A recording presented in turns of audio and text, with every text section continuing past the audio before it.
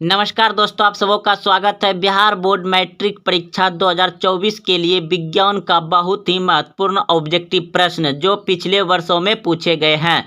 तो पहला प्रश्न है, प्रकाश संश्लेषण की क्रिया होती है। प्रकाश संश्लेषण की क्रिया होती है।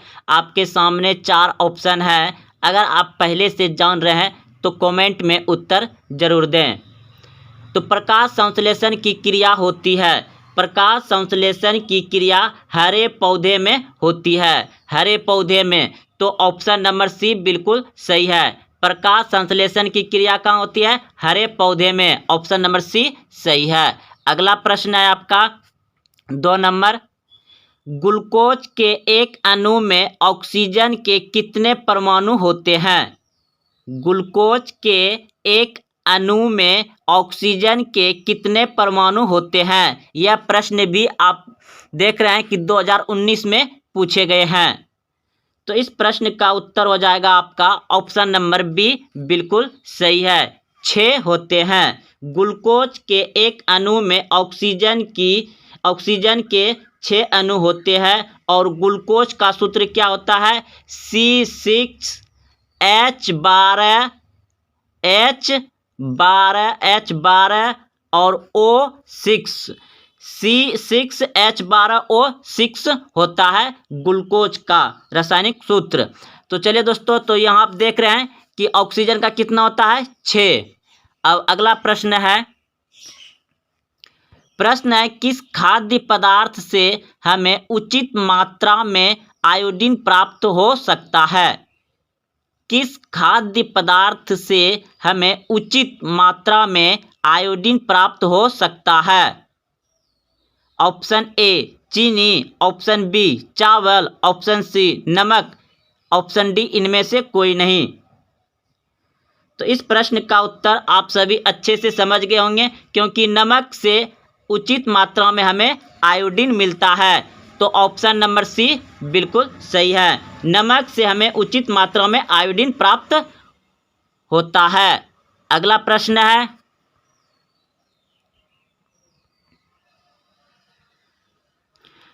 है, मनुष्य और अन्य मांसाहारी जीव निम्नलिखित में किसका पाचन नहीं कर पाते? मनुष्य और अन्य मांसाहारी जीव निम्नलिखित में किसका पाचन नहीं कर पाते? तो ऑप्शन नंबर बी बिल्कुल सही है, सेल्यूलोज का। अगला प्रश्न है, 5 नंबर प्रश्न है, निम्न में से परजीवी पादप का उदाहरण क्या है? निम्न में से परजीवी पादप का उदाहरण क्या है? तो ऑप्शन नंबर बी बिल्कुल सही है। ऑप्शन नंबर बी सही है। अगला प्रश्न है आपका,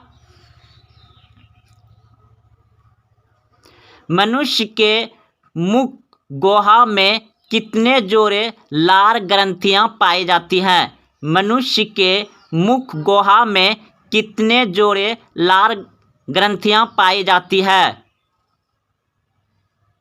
मनुष्य के मुख से 3 जोड़े लाल ग्रंथियां पाई जाती है। तो ऑप्शन नंबर सी हो जाएगा। सी 3 जोड़े पाई जाती है। अगला प्रश्न है, दांत की सबसे ऊपरी परत है। दांत की सबसे ऊपरी परत है अमेल। दांत का सबसे ऊपरी परत होता है। तो ऑप्शन नंबर बी बिल्कुल सही है। मुख गुहा में आहार का कौन सा भाग का पाचन होता है? मुख गुहा में आहार का कौन सा भाग का पाचन होता है? मुख गुहा में आहार का कार्बोहाइड्रेट भाग का पाचन होता है। कार्बोहाइड्रेट, ऑप्शन नंबर बी सही है। अगला प्रश्न है, सुपोषी पोषण के लिए आवश्यक है। यह प्रश्न बहुत बार पूछे गए हैं। 19 में पूछा गया है, 16 में पूछा गया है, 17 में पूछा गया है। सुपोषी पोषण के लिए आवश्यक है। तो इस प्रश्न का उत्तर हो जाएगा आपका इनमें सभी। इनमें सभी, यानी हरित, सूर्य का प्रकाश, कार्बन डाइऑक्साइड, इनमें सभी हो जाएगा। सुपोषी पोषण के लिए आवश्यक है, इनमें सभी। प्रकाश संश्लेषण क्रिया में ऑक्सीजन बाहर निकालता है। तो इस प्रश्न का उत्तर हो जाएगा आपका ऑप्शन नंबर बी, बिल्कुल सही है। CO2 से प्रकाश संश्लेषण की क्रिया में वायुमंडलीय CO2 का ही निस्त्रीकरण होता है। अगला प्रश्न है, मैग्नीशियम पाया जाता है, मैग्नीशियम पाया जाता है। तो क्लोरोफिल में मैग्नीशियम पाया जाता है, ऑप्शन नंबर ए सही है। मैग्नीशियम कहाँ पाया जाता है? क्लोरोफिल में। अगला प्रश्न है, क्लोरोफिल वर्णक का रंग है, क्लोरोफिल वर्णक का रंग है।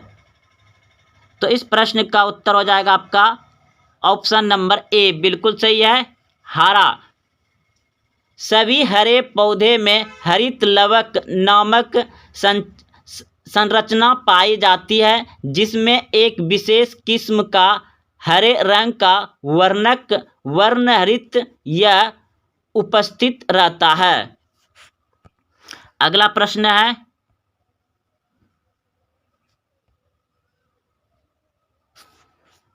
है, कवक में पोषण की कौन सी विधि है? कवक में पोषण की कौन सी विधि है?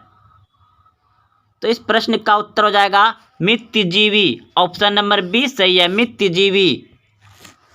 अगला प्रश्न है, सरीगली चीजों पर पोषित होने वाले पौधे क्या कहलाते हैं? सरीगली चीजों पर पोषित होने वाले पौधे क्या कहलाते हैं? तो इस प्रश्न का उत्तर हो जाएगा आपका ऑप्शन नंबर बी, बिल्कुल सही है, मित्यजीवी कहलाता है। अगला प्रश्न है, पत्तियों में गैसों का आदान प्रदान कहाँ होता है? पत्तियों में गैसों का आदान प्रदान कहाँ होता है? तो ऑप्शन नंबर बी सही है, रंध्र में होता है। पत्तियों की बाह्य त्वचा की रंध्र कोशिकाओं के मध्य एक छिद्र होता है, जिसे रंध्र कहते हैं। रंध्र से वायुमंडल का CO2 युक्त वायु पत्तियों के भीतर कोशिकाओं में विसरण द्वारा पहुंचाता है। तो आप लोग समझ गए होंगे अच्छे से। अगला प्रश्न है, शरीर की सबसे बड़ी ग्रंथि कौन है? शरीर की सबसे बड़ी ग्रंथि कौन है? तो यकृत, ऑप्शन नंबर सी सही है। शरीर की सबसे बड़ी ग्रंथि कौन है? यकृत। यह शरीर की सबसे बड़ी ग्रंथि है जो पित्त का स्राव करता है, वह जटिल वसा का विखंडन करता है, यकृत। अगला प्रश्न है,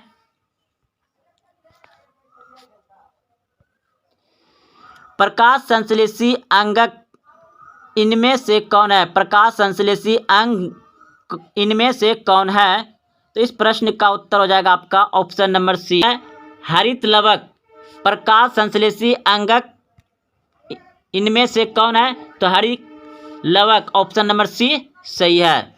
अगला प्रश्न है, प्रकाश संश्लेषण की इकाई है। प्रकाश संश्लेषण की इकाई है, तो ऑप्शन नंबर सी सही है, क्लोरोफिल अणु। क्लोरोफिल अणु प्रकाश संश्लेषण की इकाई है, क्लोरोफिल अणु। अगला प्रश्न है, जैव प्रक्रम के अंतर्गत कौन आता है? जैव प्रक्रम के अंतर्गत कौन आता है? तो इनमें सभी आएगा, इनमें सभी, ऑप्शन नंबर डी सही है, इनमें सभी। अगला प्रश्न है, निम्न में कौन पोषण की विधि है? निम्न में कौन पोषण की विधि है? तो ऑप्शन नंबर डी बिल्कुल सही है, ए और सी, ए और सी, सुपोषण और परपोषण। तो दोस्तों यह सभी प्रश्न बहुत महत्वपूर्ण है, क्योंकि यह ऐसे ही बिल्कुल प्रश्न आपको बिहार बोर्ड मैट्रिक परीक्षा विज्ञान में पूछे जाएंगे। तो मिलते हैं अगले वीडियो में।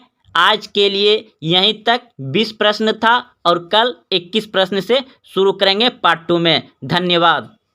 कि वृद्धि हार्मोन स्रावित करने वाली अंतःस्रावी ग्रंथि का नाम लिखें। तो आपको ये ऑब्जेक्टिव में पूछ सकता है, तो आप याद रखिए कि अंतःस्रावी यानी अंदर में स्रावित करने वाला वृद्धि हार्मोन का नाम क्या है? पिट्यूटरी ग्रंथि। पिट्यूटरी ग्रंथि मानव शरीर का सबसे छोटा ग्रंथि पिट्यूटरी ग्रंथि को कहा जाता है। मानव शरीर का मास्टर ग्रंथि किसको कहा जाता है? तो पिट्यूटरी ग्रंथि को ही कहा जाता है। तो याद रखिए ये सभी ऑब्जेक्टिव में आपको पूछा जाएगा। 22 नंबर का प्रश्न है आपका, डीएनए का पूरा नाम लिखें। डीएनए का पूरा नाम लिखें। तो डीएनए का पूरा नाम है, यहाँ पे आप देख रहे हैं कि डीओक्सोराइबो न्यूक्लिक एसिड। डीओक्सीराइबो न्यूक्लिक एसिड आप यहाँ पे देख रहे हैं, इसे याद नाम रखिए डीएनए का पूरा नाम।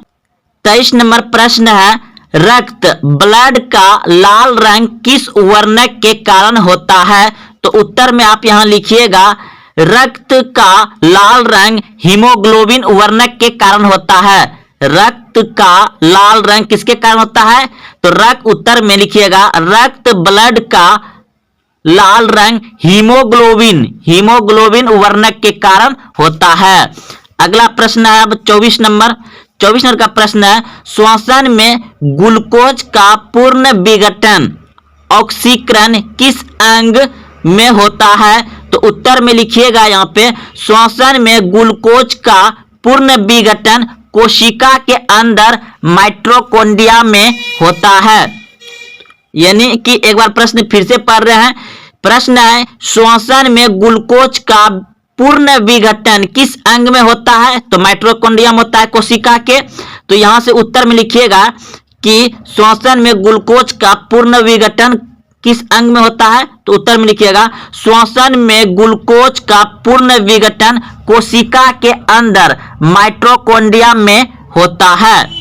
25 नंबर प्रश्न अब आपका है। 25 नंबर प्रश्न है, कोई दो जैव नवीकरणीय अपशिष्टों के नाम लिखें। तो उत्तर में लिखिएगा प्लास्टिक, शीशा जैव नवीकरणीय अपशिष्ट है। इतना सा लिख दीजिएगा, हो जाएगा। प्लास्टिक, शीशा क्या है? जैव नवीकरणीय अपशिष्ट है। अगला प्रश्न देखिए, ये बहुत ही वीवीआई प्रश्न है। 26 नंबर प्रश्न था आपका, क्या था? प्रकाश संश्लेषण प्रक्रिया के लिए आवश्यक पदार्थ घटक क्या है? प्रकाश संश्लेषण प्रक्रिया के लिए आवश्यक पदार्थ घटक क्या है? तो उत्तर में लिखिएगा, यहाँ पर उत्तर लिख दीजिएगा और जितना नंबर रहेगा दे दीजिएगा। तो देखिए उत्तर में लिखिएगा प्रकाश संश्लेषण के लिए आवश्यक घटक निम्न है। प्रश्न पूछ दिया जाएगा आपको कि प्रकाश संश्लेषण के लिए कितने आवश्यक पदार्थ है या घटक है? तो लिखिएगा 1 नंबर दे करके कार्बन डाइऑक्साइड, दूसरा सूर्य का प्रकाश, तीसरा जल एवं चौथा क्लोरोफिल। यानी प्रकाश संश्लेषण के लिए कितने चीज का आवश्यक होना चाहिए? कार्बन डाइऑक्साइड, सूर्य का प्रकाश, जल, क्लोरोफिल। तो दोस्तों यह प्रश्न आपको भी 2 नंबर से पूछ सकता है, याद अच्छे से रख लीजिएगा। उत्तर में देख लिया कैसे लिखिएगा। प्रकाश संश्लेषण के लिए आवश्यक घटक निम्न है। निम्न मतलब नीचे आ जाएगा। तो 1 नंबर दे करके कार्बन डाइऑक्साइड, दूसरा सूर्य का प्रकाश, कोई भी याद हो जाए इन चारों में से, जल एवं क्लोरोफिल। आप उल्टा पुल्टा भी लिख सकते हैं, कोई दिक्कत ना है। अगला प्रश्न है 27 नंबर प्रश्न था आपका कि मानव में उत्सर्जन तंत्र के अंग का नाम लिखें। मानव में उत्सर्जन तंत्र का नाम लिखें। तो यह भी तो क्वेश्चन बहुत ही इंपॉर्टेंट है, कई बार पूछे गए हैं। तो उत्तर में लिखिएगा कि मानव में उत्सर्जन तंत्र के अंग का नाम। तो लिखिएगा पहला नंबर वृक्क, दूसरा नंबर मूत्रवाहिनी, तीसरा नंबर मूत्राशय एवं मूत्रमार्ग। ये तीनों क्या है? मनुष्य के उत्सर्जन तंत्र के अंग का नाम है। तो प्रश्न आपका क्या था? प्रश्न को भी याद रखना बहुत जरूरी है, तभी आपको आंसर भी याद रहेगा। मानव में उत्सर्जन तंत्र के अंगों का नाम लिखें। तो उत्सर्जन तंत्र वृक्क, मूत्रवाहिनी, मूत्राशय एवं मूत्र मार्ग। ये चारों यहाँ पे दिखाई दे रहा है दोस्तों, आप इसे अच्छे से याद कर लीजिए। और ये रहा आपका इंपॉर्टेंट क्वेश्चन, बहुत ही अच्छा प्रश्न, ये बहुत बार पूछा गया है। प्रश्न है 28 नंबर, रुधिर, रक्त एवं लसिका में अंतर लिखें। तो रुधिर यानी रक्त एवं लसिका में अंतर लिखें। तो उत्तर में लिखिएगा रक्त एवं लसिका में अंतर निम्न है। तो एक तरफ लिख दीजिएगा रक्त ब्लड यानी रुधिर, दूसरा तरफ लिख दीजिएगा लसिका। तो अब रक्त में लिखिएगा रक्त लाल रंग का होता है, रक्त लाल रंग का होता है। और लसिका में लिखिएगा लसिका रंगहीन या पीला होता है। अब रक्त में लिखिएगा 2 नंबर दे करके रक्त रुधिर वाहिनियों यानी धमनियों या सिरों में प्रभावित होता है। रक्त में 2 नंबर दे करके लिखिएगा रक्त रुधिर वाहिनियों धमनी या सिरों में प्रभावित होता है। अब लसिका में लिखिएगा यह ऊतक के बीच खाली स्थान में प्रभावित होता है। लसिका में 2 नंबर देके क्या लिखिएगा, यह ऊतक के बीच खाली स्थानों में प्रभावित होता, प्रवाहित यानी कि बहना, प्रवाहित होता है। और 3 नंबर में लिखिएगा रक्त में, 3 नंबर में रक्त में लिखिएगा इसका प्रभाव शरीर में द्विदेशीय होता है। इसका प्रभाव शरीर में द्विदेशीय होता है, दो तरफ होता होगा। और लसिका क्या होता है, इसका प्रभाव एक देशीय होता है, यानी कि ये एक ही दिशा में चलते रहता है।